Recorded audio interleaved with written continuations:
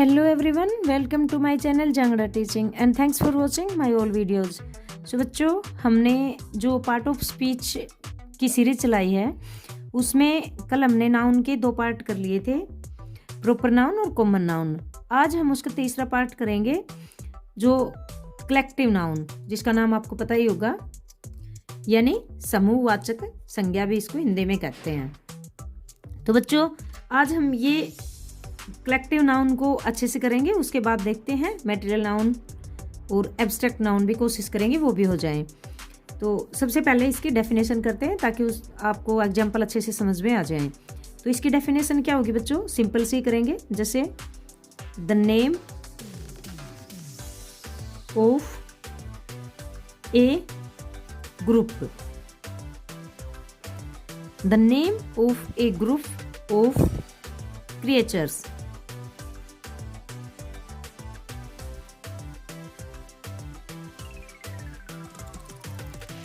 the name of a group of creatures, places,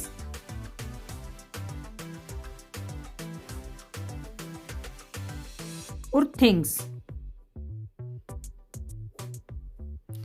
is called collective noun।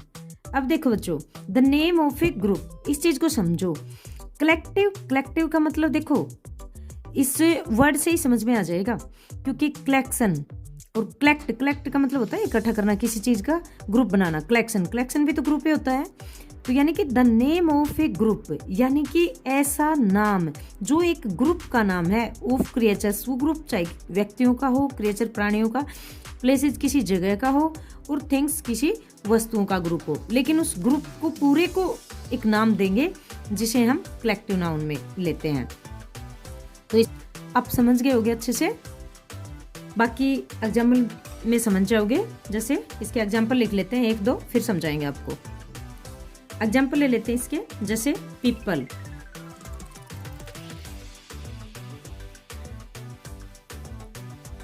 Crowd,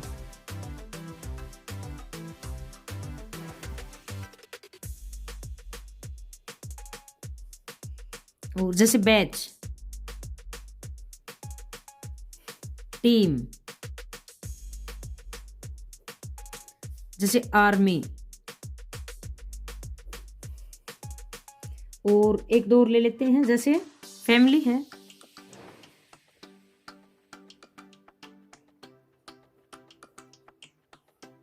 ये इसके example होते हैं बच्चों। देखो अब जैसे पीपल है, तो हम एक पीपल होते हैं लोग। अब एक आदमी को देख के तो हम उसको लोग कहेंगे नहीं, एक से ज्यादा होंगे तभी तो कहेंगे। तो यानी कि एक से ज्यादा है, इसका मतलब एक में तो काउंट होगा नहीं, वो समूह में ही होगा, व्यक्तियों का कोई समूह होता है।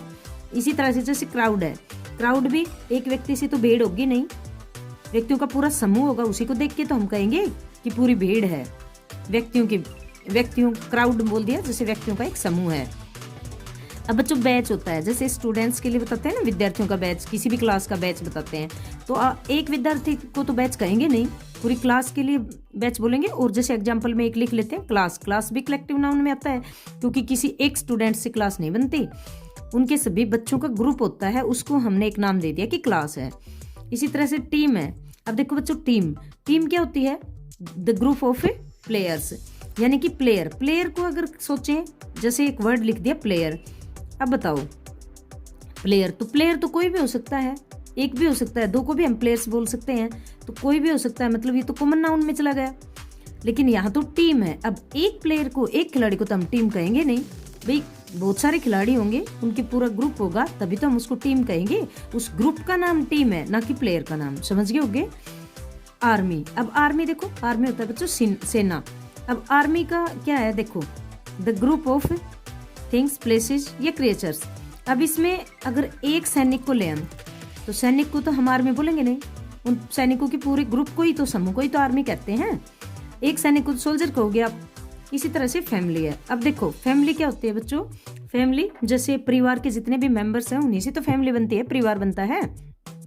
अब एक सदस्य को, परिवार के एक सदस्य को या मेंबर को तो फैमिली बोलेंगे नहीं, उसमें उस परिवार के सभी मेंबर्स काउंट होंगे, उनका पूरा ग्रुप होगा, उसी को हम फैमिली बोलेंगे।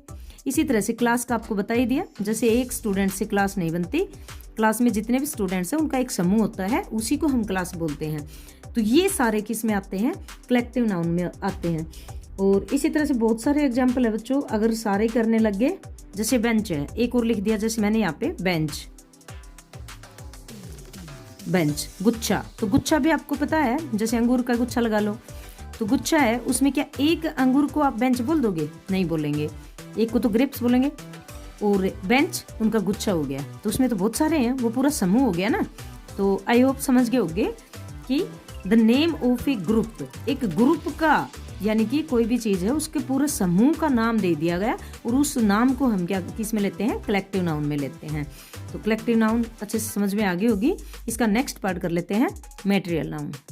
तो ये बच्चों मटेरियल नाउन मतलब हिंदी में पदार्थवाचक संज्ञा, जिसको पढ़ते हो आप, पदार्थवाचक संज्ञा।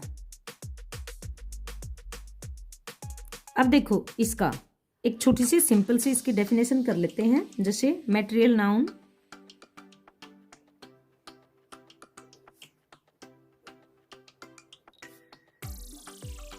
नाउन डिनोट्स, डिनोट्स का मतलब दर्शाता है, बोध कराते हैं। Denotes the name of a material, किसी भी मटेरियल को दर्शाए, यानी उसका बोध कराए, उसको हम क्या कहते हैं, पदार्थवाचक संज्ञा या मटेरियल नाउन। जैसे फॉर एग्जाम्पल, जैसे एग्जाम्पल ले लिया हमने गोल्ड या सिल्वर, जैसे वाटर, ये भी तो पदार्थ में आते हैं। जैसे वुड लिख दे कोई और आपसे पूछ ले कौन सी नाउन है, तो मटेरियल नाउन, यानी पदार्थ हो गया ना। जैसे स्टोन है, तो स्टोन क्या है बच्चों, ये भी तो पदार्थ ही है, तो ये किस में आते हैं, मटेरियल नाउन में। जैसे आपसे कोई रिंग दिखाए और पूछे कि बताओ ये रिंग कौन सी नाउन है, तो कौन सी बताओगे, मटेरियल नाउन। क्यों? क्योंकि वो भी तो या सोने की होगी, चांदी की होगी, तो किसी ना किसी मेटल से बनी होगी, नाम से ही पता चल रहा है मटेरियल, यानी कि किसी ना किसी पदार्थ से बनी होगी, तो उनको हम किस में लेंगे, मटेरियल नाउन में लेंगे। और अब जैसे वाटर है, यानी कि ये समझो बच्चों, जिस चीज़ को हम काउंट नहीं कर सकते, यानी कि लिक्विड में जो भी चीज़ें आती है ना, वो सारी की सारी तो पदार्थवाचक संज्ञा यानी मटेरियल नाउन में आएंगी। फिर जो भी मेटल से बनी हुई चीज़ें होती हैं, जैसे यहाँ पे चेयर लिख दें, वैसे तो लिखने को चेयर तो काउंट कर सकते हैं हम, देख के ऐसा लगता है कि चेयर, लेकिन अगर एग्जैक्ट देखो तो बच्चों वो भी प्लास्टिक की बनी होगी, स्टील की बनी होगी, किसी न किसी मेटल से बनी है ना, तो वो भी किस में आती है, मटेरियल नाउन में आती है। तो ये है मटेरियल नाउन, कोई ज़्यादा हार्ड नहीं है। नेक्स्ट कर लेते हैं एब्स्ट्रैक्ट नाउन, उसको थोड़ा अच्छा समझेंगे डीपली। इसके बच्चों पहले डेफिनेशन समझो। जैसे हमने लिख दिया abstract noun, abstract noun is something,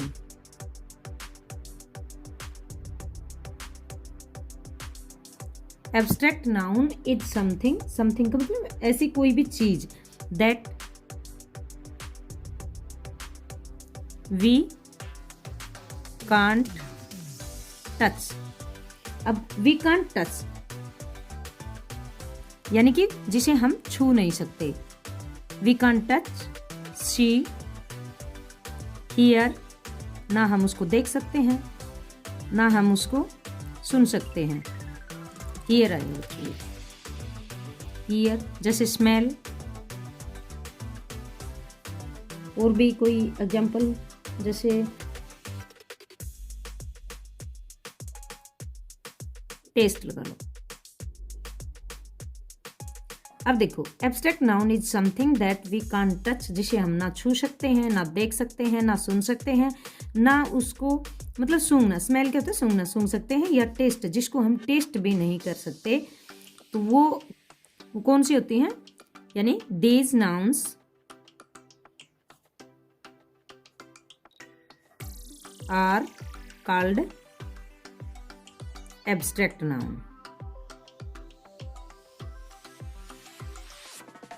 abstract noun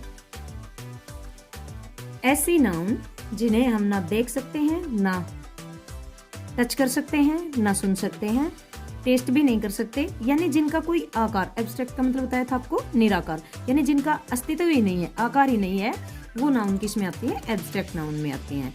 for example, जैसे देखो बच्चों, सबसे पहले लव। क्या लव को आप देख सकते हो? क्या सुन सकते हो? क्या टेस्ट कर सकते हो? नहीं कर सकते। इसी तरह से एक और एग्जाम्पल, जैसे थेफ्ट। थेफ्ट क्या होता है बच्चों? चोरी। अब चोरी क्या हमने कभी देखी है चोरी? नहीं। ये मतलब इतना महसूस कर सकते हैं। यहाँ एक लाइन और लिखनी थी, we can only feel it, ये वैसे कर लेंगे। देखो, अब लव है, केवल उसको महसूस कर सकते हैं। थेफ्ट, चोरी, चोरी को बस इतना महसूस कर सकते हैं कि हाँ कोई ये भावना है और वो बुरी है, अच्छी नहीं है, जिसको हमने एक नाम दे दिया थेफ्ट, यानी चोरी। हेट है जैसे, ये भी हमें दिखाई थोड़ी देती है। जैसे टाइम लगा लो बच्चों, टाइम।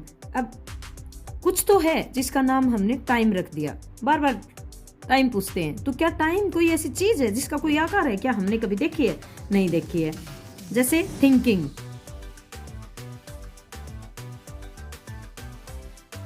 अब थिंकिंग,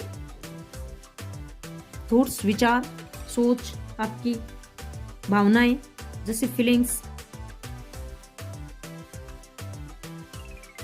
आपकी फीलिंग्स कैसी होंगी पूछते हैं ना कई बार ऐसी चीजें।